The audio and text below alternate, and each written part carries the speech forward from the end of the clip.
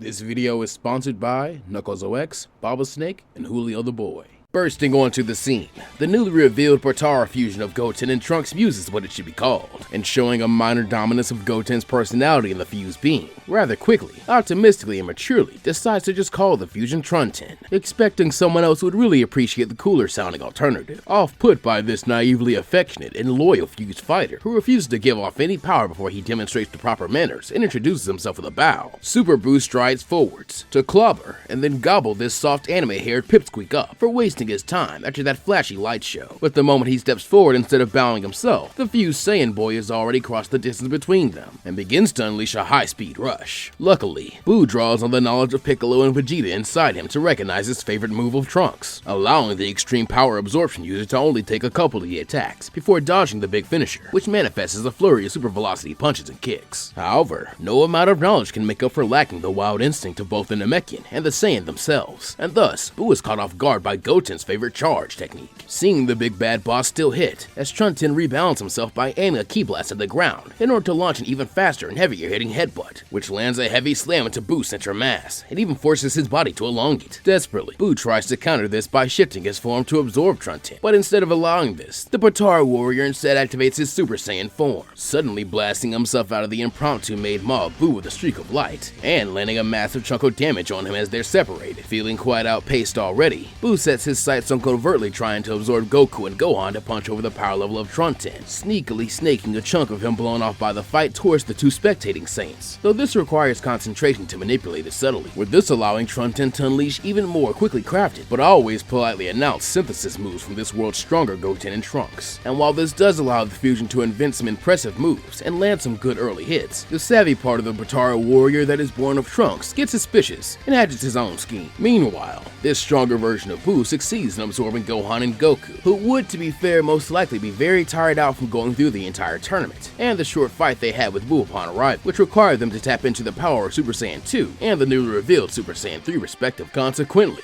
this seems to add so much strength to Buu that it will be impossible for Trunten to stop him now, with the dastardly Jin deciding to demonstrate this by activating a move to wipe out all life on the planet, or maybe just the planet itself, simply as a flex. However, suddenly, and rather childishly yelling out "Nuh-uh," Trunten, like Goten, tries to copy what he saw Goku do earlier, somehow pushing himself into the Super Saiyan 3 form to launch another attack that cancels out the genocidal planet burst of Super Buu Kuhan Jita Kololin 18 Chaya, and even seems to do another great deal of damage to him, despite powering up. Though unfamiliar with the high energy drain of this form above Super Saiyan 2, Trunten is instantly robbed of all his remaining strength, reverting back down to base form as his power begins to fall at an exponential rate, making the fused boy whine petulantly about it not being fair that Buu cheated, while the villain slowly heals and laughs from just surviving the nearly fatal blow, and begins to send out another piece of himself to absorb Trunten, though in doing so, he completely misses that as the Goten dominant Potara fusion hangs his head in shame and defeat, he is actually hiding a quite mischievous smirk, which would best be recognized as the one Goten would sport when convinced into mayhem with Trunks. As they are encircled again, Trunten, instead of copying this time, uses his imagination, or rather his head and ki sense, doing something which in this story has so far been theoretical, but is technically presented as happening in canon, and just now with Super Saiyan 3 for Trunten, being access for a fusion of forms that the fusees may not actually have at that time, thus pulling on the unlocked potential of Goten and Trunks instead of his own raw power. Trunten rather easily creates and accesses an auxiliary power source that isn't exactly Saiyan in nature, and thus doesn't require all the fancy screaming or lights, or even the slight little minor back tingle of Super Saiyan. Instead, through the mystic understanding of one's own potential and limits in order to break them and awaken true inner power. As Piccolo has taught the boys from the beginning of this story, ultimate Trunten is born, erupting with sharper features and a bright white ki, now possessing more than enough power to make a dense energy barrier that protects him, as Buu hastily pulls the young fused being into his innards, but is unable to actually absorb his power.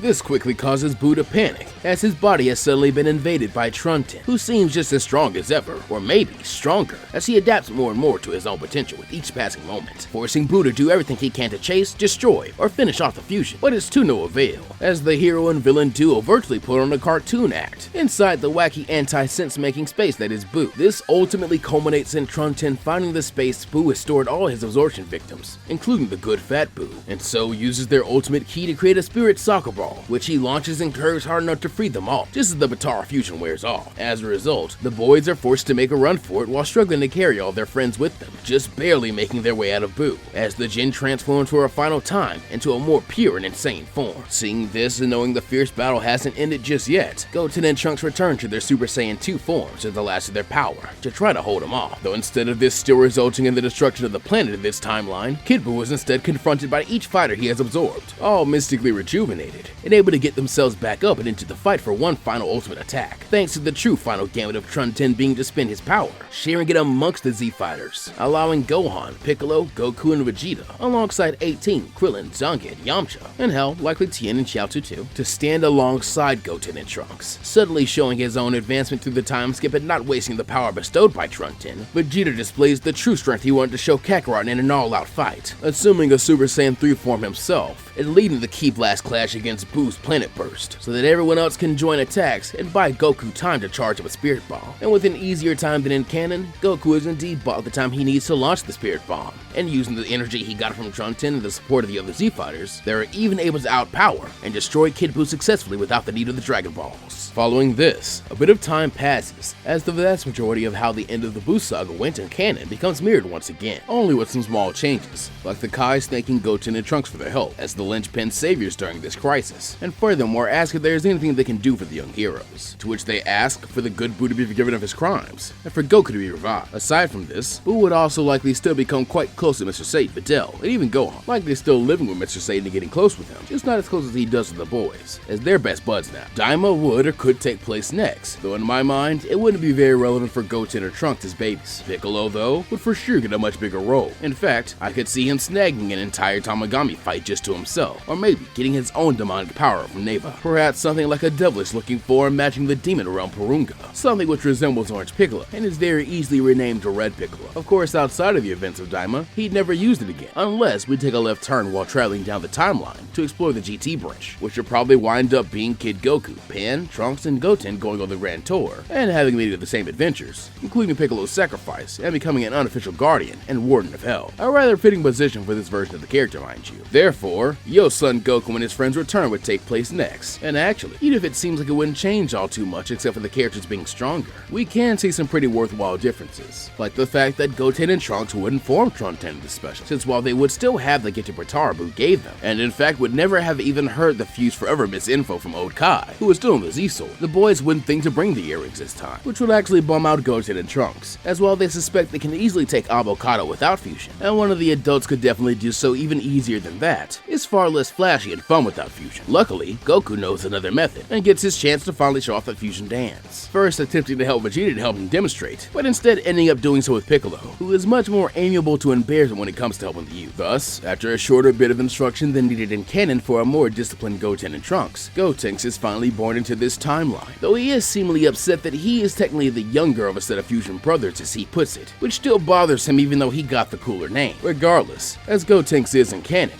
with his personality more reminiscent of Trunks, Avocado becomes a glorified training dummy for the Metamor and Fusion Warrior to try out all the moves he would have done had he been formed first to beat Super Buu, and even some of the ones he's thought of since then. As a result, initially appearing as if he's operating with far more raw and reckless power than even Trunten had, as Gotenks also rather brightly shows off that he too is capable of using Super Saiyan and Super Saiyan 3, though this eats through a good bit of his energy. But it really wouldn't matter, as Turbo's problem would be long over or gone by now, freeing Gotenks up to do all the flashy moves he wants, and just generally show off, since he still has a bit of time on the fusion clock. However, when Gotenks attempts to do what Trunten can do, and prove himself the better fusion, he discovers that he's unable to turn himself into Ultimate Gotenks, as when he attempts to do so, he can't seem to regulate his flow of ki in the right way, resulting in him first transforming into a bloated, fat, and out-of-shape form, and then when trying to suck it in and control himself, he becomes far too skinny and malnourished, with it being here that the fusion suddenly times out, while Gotenks whines and curses in a way that gets Goten and Trunks in trouble about not being able to go physical Ultimate. Being admittedly curious about this, as no one else got to see Ultimate, the Z Warrior party goers encouraged Goku to instant transmission the boys to Mount Paozu in Capsule Corp in order to find the Potara, so that when they return to the party, they can form a Trunten in order to demonstrate this newly discovered form, even though there is no longer a danger. But instead of allowing this for free, the Potara fusion once formed demands that something new be brought to show and tell on their end as well, suggesting they have a spar, since Avocado was too weak to be a challenge, and Trunten for one wants to know more about which type of fusion is really better, though obviously it was Potara.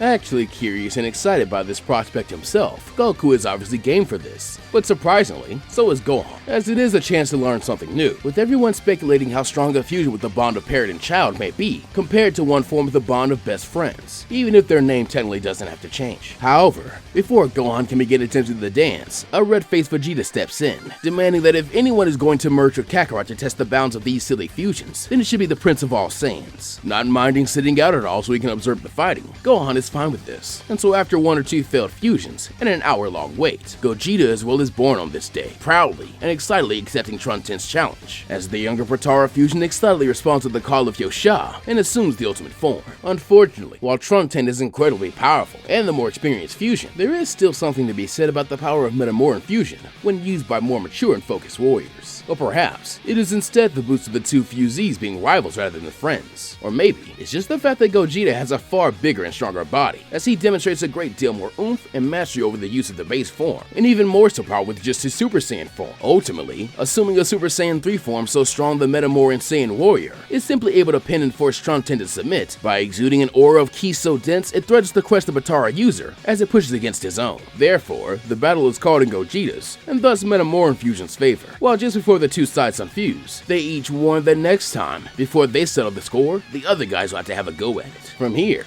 we could also adapt Fusion Reborn as we did with BoJack Unbound, just for the sake of it. But to be fair, it would probably be very boring. The big change is probably just being that Vegito fights and defeats Jinbei instead of Gogeta, making his first appearance of this verse. Though to be fair, this would mean another Dragon Ball sword fight, which the few we've gotten in official media have been pretty good. And while on the topic of Z movies, even if ham-fisted, I would probably rule that the Tapion of this universe winds up staying with Trunks and his family after the film, being adopted as Trunks' alien big brother instead of his time-traveling counterpart / big brother, who the alien reminds everyone of, which is also sweet, since this version of Trunks could be a bit more like Minosha. Thus, as we move into Battle of Gods, and the new highest level of strength the Z fighters have experienced, by the time Beerus has arrived, everyone's power will be much higher, as they're now chasing fused beings, even if it will be meaningless against Beerus, as he'd act as an immovable benchmark for the story. For example, Vegeta would still surpass Goku's Super Saiyan 3 power in this timeline with his Rage boost, but it would still just even things back out to how they went in canon for a while, likely culminating in Goku handling things with his new god forms. And not only that, but as we enter into this era, even being stronger and having more forms and mastery of fusion than in canon, Goten and Trunks just wouldn't have many opportunities to be relevant alongside Piccolo, sometimes because they wouldn't be interested or given the chance to fight. Admittedly, they would do much better and more impressively during the Battle of Gods and Resurrection F arcs alongside Gohan for sure, but this is a small victory on its own. As from here, I really don't see them having much interaction or play during the Goku Black arc, unless forced to do so, but I do at least think that Kid Trunks of this timeline would wholeheartedly join in on the training of his future self in order to help him save his time, especially since this version of Kid Trunks has used the Pendulum Room to view and train with some of the experiences of future Trunks. And if he helps out with Goten and possibly even the use of their fusions, the gains of the future Trunks of this timeline would be way better than they would in canon, by only getting a bit of experience fighting Super Saiyan 3 in blue. Also, if Tapion is here, then he could join in as well. And aside from this, Piccolo will be recruited to the team to reform the Mafuba instead of Goku trained to learn it, if only to keep him involved. But also, because his past win against BoJack more heavily hammers home that he does know how to handle these things. After the Black Arc, the tournament of power would roll around, and for the most part, our biggest changes are just that we can have a way stronger and more diverse team in Universe 7, on account of all the upskilling that's going on in that universe for all this time. Krillin, Tien, and Roshi could even give up their spots to Zyongia, Tapion, and maybe even if they wanted to be cheeky, Goten, Trunks, or one of their fusions, since the warrior would only need to exist for a measly 48 minutes anyway. And I do think regardless of what happens before the tourney, Dende would probably unlock the potential of every Team Universe 7 member aside Frieza, as he can do this here, and it takes less time than the Okai's version. As a consequence, this could arguably result in an Ultimate Gohan as well, considering that the difference in Old Kai and Guru's potential unlock on Gohan may just be the amount of potential he had untapped when he was a 5-year-old versus when he was a grown man. This could also therefore mean crazy stuff like all of Team 7 having the ability to achieve a Power Awakened / Ultimate form, at least if they really spent the time to push and understand how it works, or possibly were stressed to break their limits hard enough by the oncoming battles, which happens for just about everyone during determine the power, mind you, meaning that by this point, Piccolo could pick up his earlier T's transformation at long last, possibly alongside an Ultimate 18 and 17, Ultimate Tapion, and Ultimate Zangief on the team as well.